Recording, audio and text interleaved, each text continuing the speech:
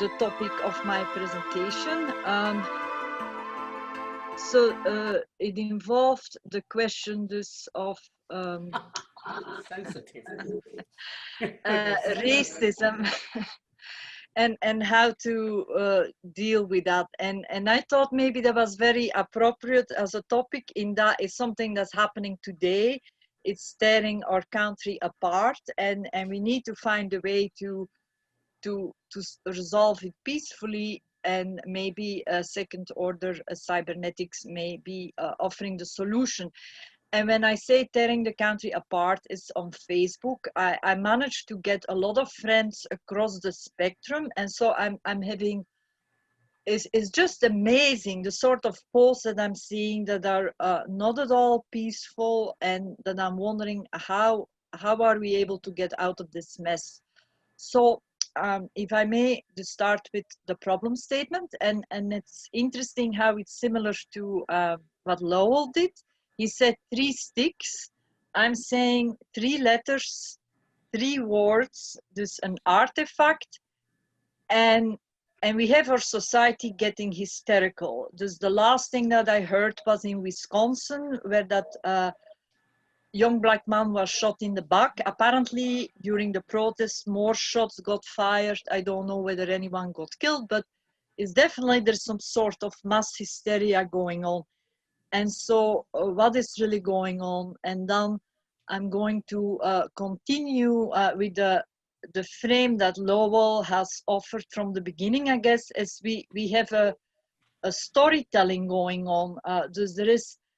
These humans are storytellers, and so Black Lives Matter stories are being told around these 3 words or these 3 letters, and I think we can identify at least 3 different stories, but possibly we can more. But this, the first one is the history of slavery. Slavery and racism in the United States. And this is something that, as someone who immigrated here, I'm learning about this like every day. These things that I didn't know. You may have heard about that. There's the redlining practice that they prevented black households from building up equity across generations. And then the violence against Black Wall Street in Oklahoma. Just one day that they went out and lynched people because they didn't like something. So that is like one narrative that is definitely out there. There is something with this history of the United States that the United States needs to come to terms with it, in the same way that Germany really tried to come to terms with the issue of Nazism. But there are also 2 other narratives, and I think maybe they need to be brought out much more, and that is, and I like the concept of the great chain of being, because I think it captures a lot. And if anyone wants more explanation about that, please interrupt me.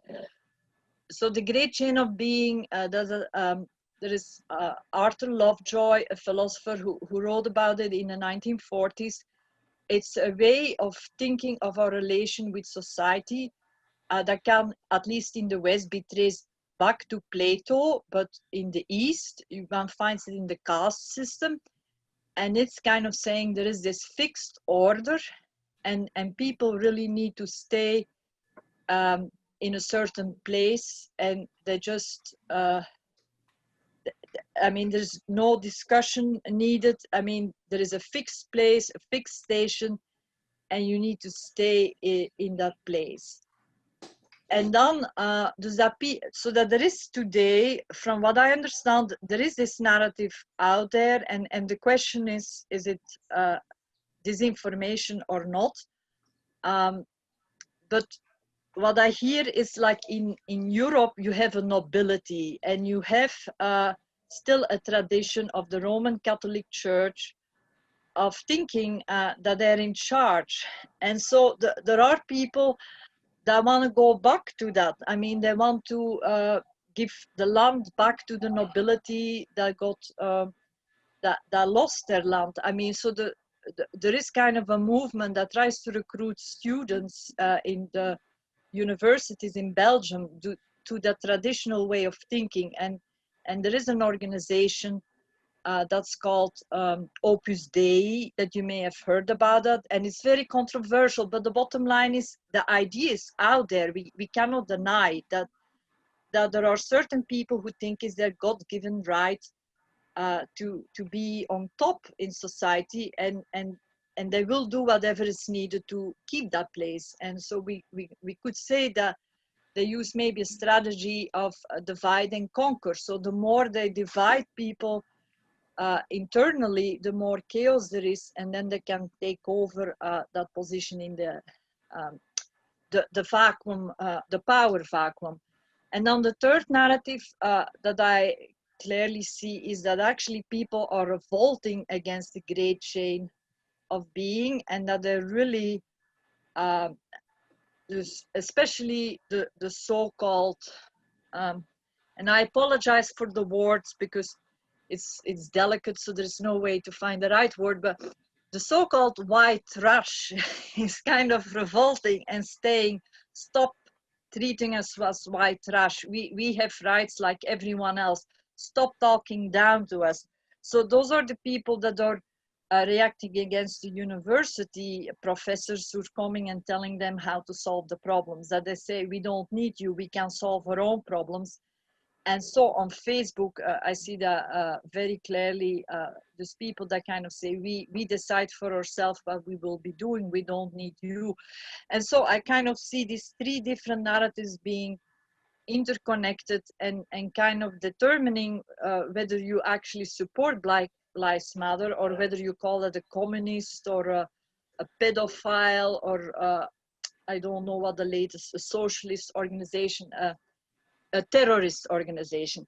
And so how do we go about dealing with this division? Dus that people are even concerned there may be problems during the elections in November. And so we can go dus in the linear problem solving approach, like to say what is true, what is false, who is right, who is wrong, just what is correct, what is incorrect, or the second order cybernetics approach. And that is to look at all the systems that are involved in maintaining these three different narratives and possibly more, and go on from there. And so now I'm making a reference to a real-time project here in Ithaca that I got like loosely connected to as soon as I moved here in 2010. And that was called the Building Bridges Initiative. And there was a small group of people who said, like, if we look at Tompkins County, what do we need to do to make this a socially just, sustainable, economically thriving county? And I do not know how many of you are familiar with collective impact. Is that a name you have heard? No. So that is a consulting firm. It's coming from the business world. They're associated with Stanford even, I think, and they're kind of into just providing frameworks to get nonprofits work together and do something constructive, transformative in the community. And it reminds me a little bit of what Lowell was talking about in his presentation. But the difference maybe being that it's all very formal and driven by this consultants, so to say. And the project that in Ithaca got a lot of support was called From Cradle to Career. So that they try to look at this, what is happening to kids the moment they're born in Tompkins County, and how can we just improve their opportunities, or just that they can get access to good education and have a meaningful career. And so one of the things, of course, is reading, giving them access to as many words as possible, so to say. And now the two people who started this, Kirby Edmonds and Laura Branca, they're like people of color. And so then obviously there was going to be a real-time interaction just with the Black Lives Matter movement. And so what I'm trying to bring out here is that I was in Ithaca, and so I got a positive interaction with this Black Lives Matter movement, because I was like literally present when, I mean, I was just immersed in the initiatives of discussions of how to deal just with this, the history of the United States, basically. But I also got hammered and accused of all sorts of things because I'm a European, and so I didn't know a lot of things. And so my behaviors were not considered appropriate. And so some people were like very aggressively accusing me of all sorts of things. So the thing that I really got out of that is the question of a network of trust relations that need to be developed over time. And so that was just what I had to do. I had to stick it out, and I had to kind of just build on the relationships that I started developing and moving forward, and just see where they would be going. And so now just my personal dilemma was that I got this system-oriented thinking, and so I couldn't help but see certain things and kind of feel there are right ways to go forward and the wrong ways to go forward, and you cannot. We need to be able to have these tough conversations, and I'm not sure that they're happening in Ithaca. And just what I'm thinking about specifically is just the issue of identity politics. And here there is something very delicate going on, and it's like literally at this moment, is that the community has made a commitment to this identity politics. That is a good way to go. And then in the academy, of course, people are saying, no, that isn't going to work, because you're like stereotyping people, and you're not looking at the particularity of the problem situation that is being addressed. And so there is this division at this very moment. And at the moment, the pro-identity politics people are really kind of seemingly having the upper hand. But I think the country is in such a precarious situation that there might be an opportunity that if people start looking and say maybe identity politics is not the right thing. And so what I mean by identity politics is just to continuously hammering that it's white privilege that is responsible. Now, I totally get that by putting the word white there, that there is kind of a triggering going on with white people, and that may be the great advantage of it, because we need to really think about what is our personal responsibility or our personal role in the problems. But at the same time, by just calling it white, we're not acknowledging that it's a universal problem. It's not just white people, it's all over the world, all types of cultures. If you have this imbalance between the privileged who want to keep their privilege and totally ignore those. Let me restate it. It's the vicious circle versus the virtuous circle. And so what we actually need is we need to go to using this different language, like to say, we need to step out of the vicious circle in support of the virtuous circle. And so the problem is, if we're in the identity politics framework, it's like always hammering on white privilege, but it actually creates a division, and we need to get out of that division. But how do we do that? So then I go to how can a systems-oriented approach from the cybernetics help us? And this is something I've done in previous presentations, Valerie. I kind of introduced what I think that Popper can contribute. And this Popper's three-world hypothesis, I see it as emphasizing the role of discursive processes. And now I am aware, I believe it's Gordon Pask who talked about conversation. Is that right? So there are people in a cybernetic movement who talk about the role of discursive processes, but my personal opinion until now is that I haven't pushed it enough to kind of say, this is where it all starts, like the 4-year-old get introduced to a vocabulary to make distinctions, start learning to read and write, and it's at that moment that we need to start looking at what's happening. And so I put here a picture of Heinz from Förster to kind of say maybe he was thinking like that, but he just didn't mention that he realized he's an author who's creating artifacts or books, is reaching out to other people, and he's trying to emphasize just the same thing that Popper was emphasizing. We need to include the discursive processes. So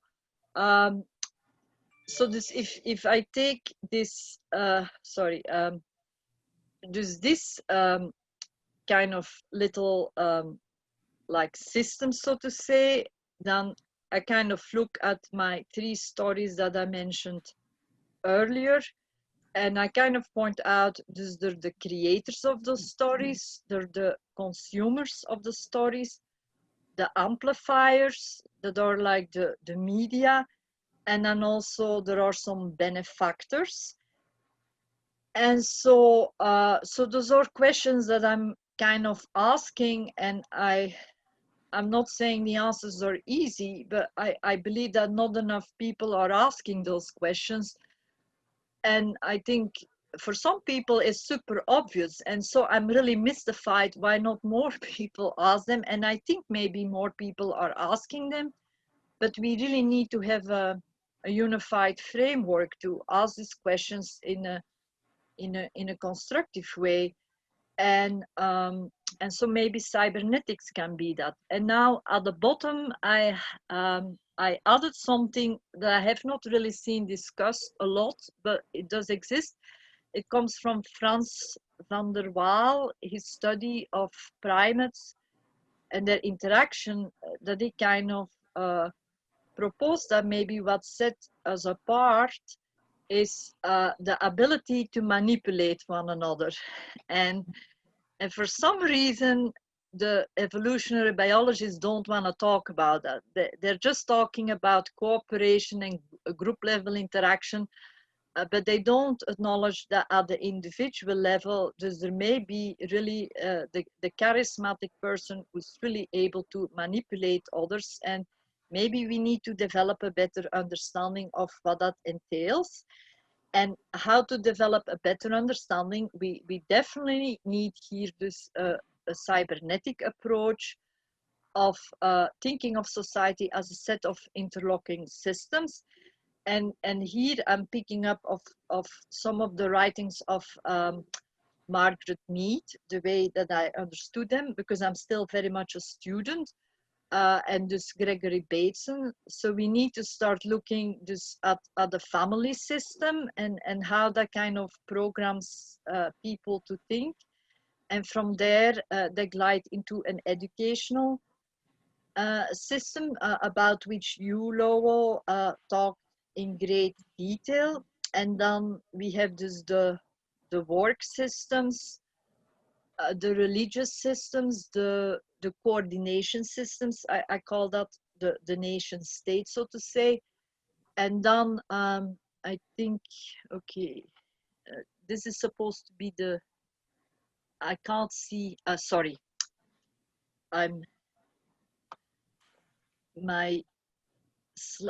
okay, I'm partially, I can't see what is below coordination system. What does it say? Research? Yeah, research, right. So I call it research because science is too much a religious term from me that I just say, oh, it's science, therefore we all need to believe it. While reality is the inquiring mind.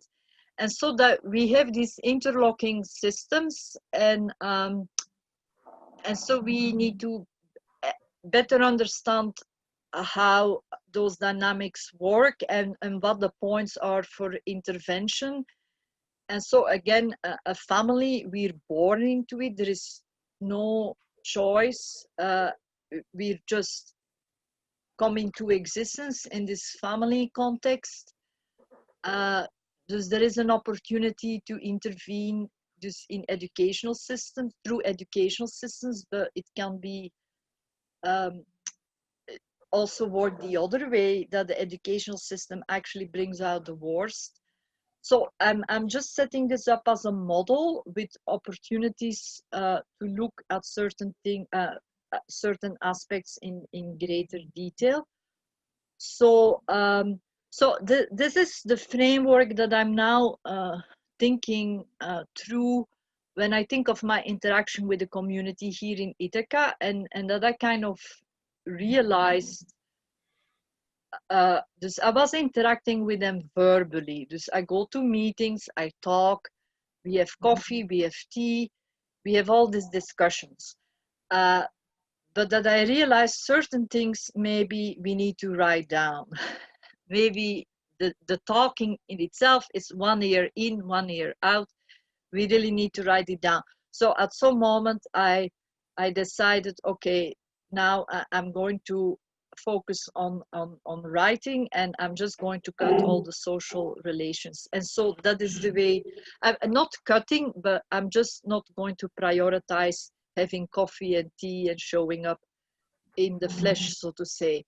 And so dus the way I kind of connected that back to cybernetics as I'm reading your literature, this Heinz from Förster, my understanding is in the late 60s, early 70s, he really worked together with his students, and he started like listening to the students. And Valerie, maybe you were there. When did you, when you were in Illinois, or when did? Yes, I was at Champaign-Urbana from 68 until 74, I think. Yeah, so maybe 74, 75, yeah. You were one of the people that you were literally there then when he interacted with the students and developed the cybernetics of cybernetics.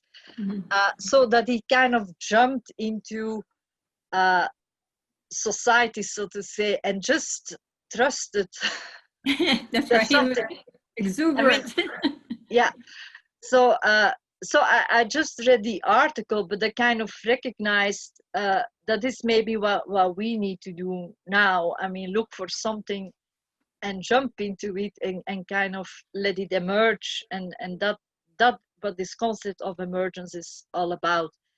And now I'm just this is kind of just a background slide, reiterating what I mentioned during my last presentation. Is to get where I am today, I kind of developed gradually over time these 7 tools, and I really want to give credit to Karl Popper, because he kind of made me start thinking in a certain way, and I made a lot of mistakes. I went in the wrong direction. I had to pay a price for the mistakes I made, but there was something in Karl Popper that he always allowed me to keep moving forward and find another way of thinking. And so that is what I got out of this. And so the 7 tools I already just mentioned, tool number 3 and tool number 6, but I just want to repeat the ones I haven't mentioned. This tool number 1, that is a reference to what Jason said. What if we start thinking that there are 7.4 billion people, and how can we, and that we need to look at what do they all have in common. And now what do they have in common is that we all use the same feedback mechanisms, and you could call that discursive processes, but that or you can call that something else, just feedback mechanisms, and that is that we need to have a better understanding of, and that the second order cybernetics is not assuming anymore that we're all variation of the same, but maybe that we're irreducibly different. Then tool number 2 is the notion of gestalt shifting, and there are many different ways of bringing that out. Another way is, for instance, the use of metaphors, because a metaphor always makes a shift in something, or translation. And I just use that here as I gave that picture here because that picture, there is a history. I know when I saw that for the first time, I totally rejected the idea of gestalt shifting. So it took me a while to actually realize it's talking about something that's happening in my head. Because the reality is the same, but there's something in my head that shifts when I look in one way as opposed to another way. And in order to be a good systems thinker, does I believe we need to be able to imagine the position of someone else in the system that we may be disagreeing with, but that we try to understand the rationality from his or her position, and then from there try to figure out what to do next. Now, I just added this slide as a way of emphasizing just how metaphors, that I believe that metaphors play a key role in this, and Lowell's presentation illustrated it all over. He was using metaphors all over to kind of bring out certain points, and that I believe we especially need to focus on the metaphors during discursive processes. Just how we relate to the text, how we relate to reading, how we relate to writing. Just that people, I mean, I think we just passively accept how we read and write, but that there is actually something very complicated going on in the mind.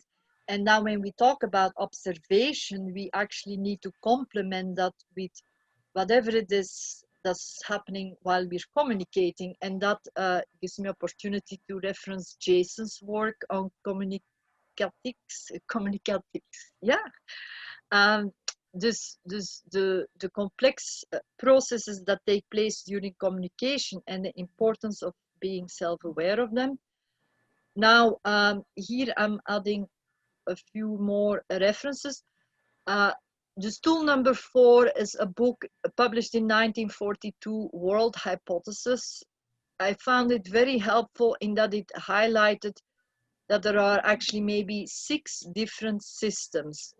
And so that I think it's an important element for systems thinking or cybernetics to realize there is more than one system out there.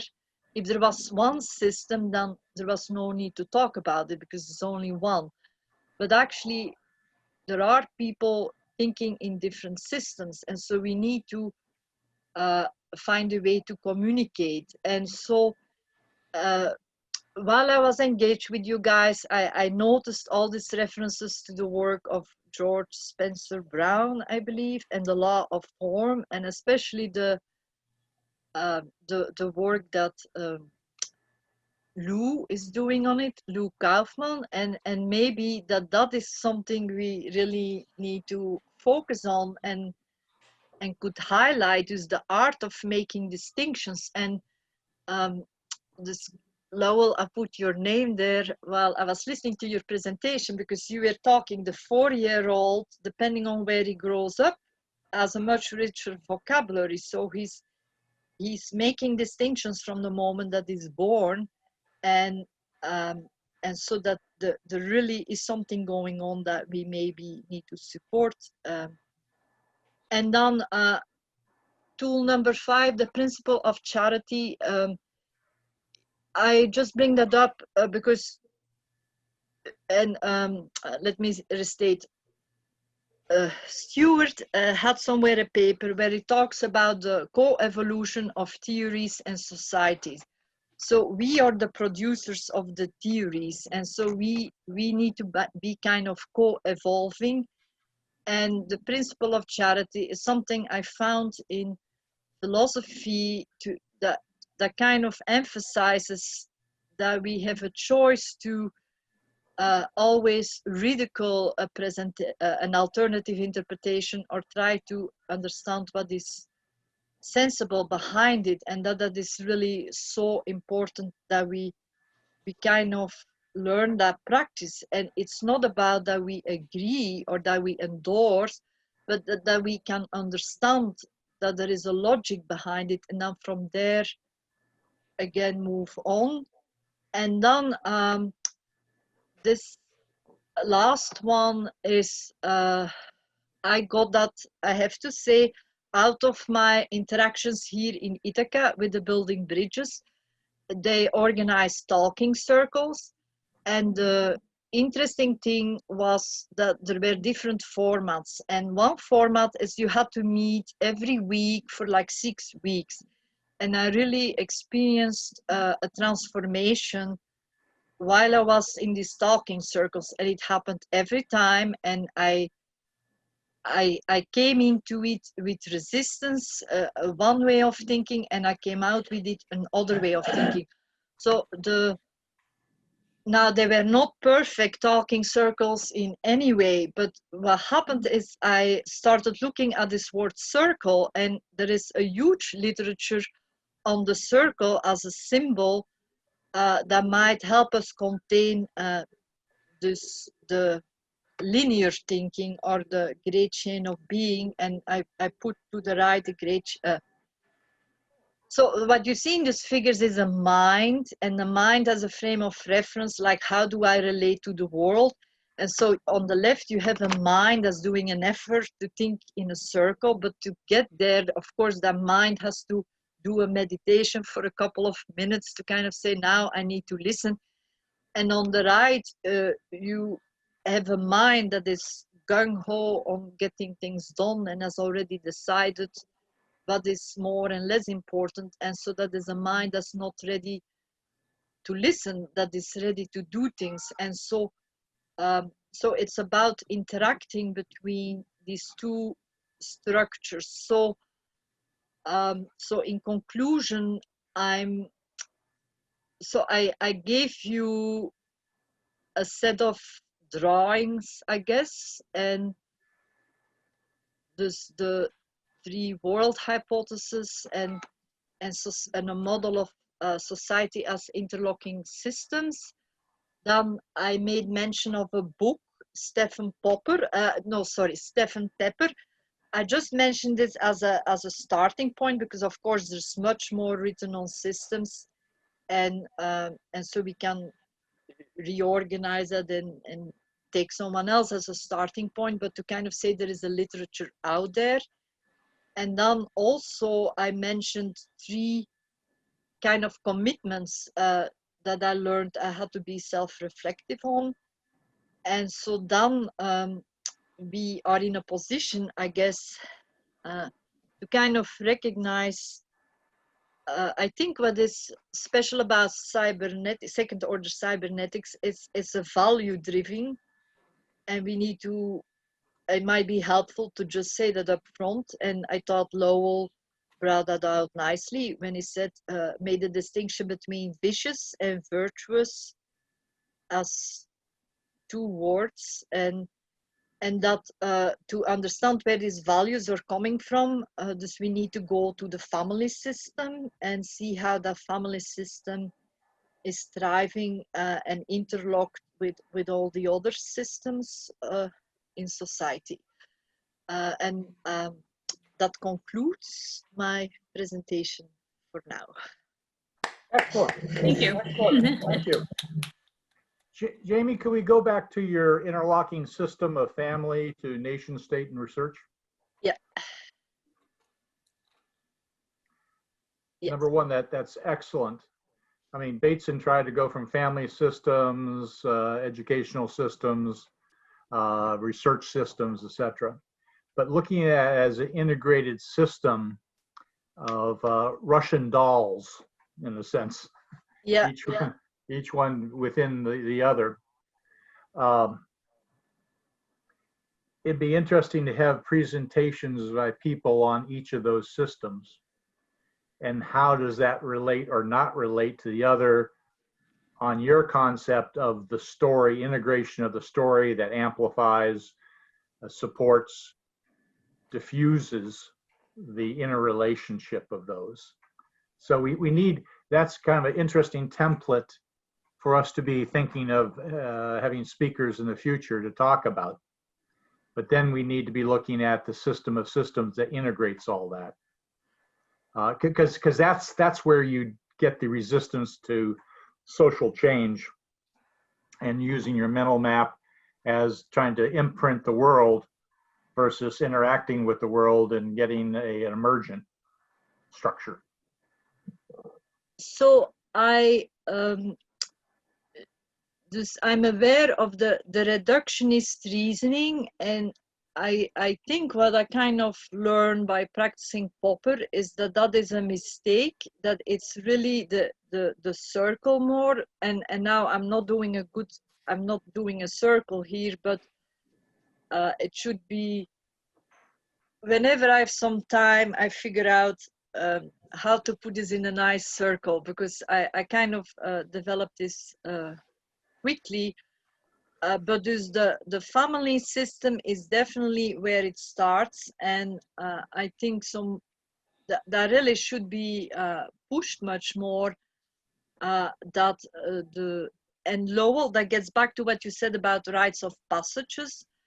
That is such an important event, and when the beginning of the rite is starting, like in psychoanalysis, there is there is what is called object relations theory. Is Valerie, what is your background? Are you, in addition to being a student of Heinz from Förster, your professional? My background, my doctorate is in political science, but when it was a convenience degree. Okay. Because I was spending most of my time on the engineering side of campus, and it was too late to transfer. Okay. But I have done a few things, not very many, in political science related to communication technologies and what have you. So. Okay, because I was just curious, because there is some interesting literatures in psychoanalysis, and I found out Lou Kaufman doubled it a little bit in it, but that it kind of sets up in the first year that either the baby gets like really hooked into the us versus them, or the linear thinking, that it kind of thinks of the world as going from a dystopia to an utopia, and continuously the swinging back and forward between the most horrible scenario and the best scenario.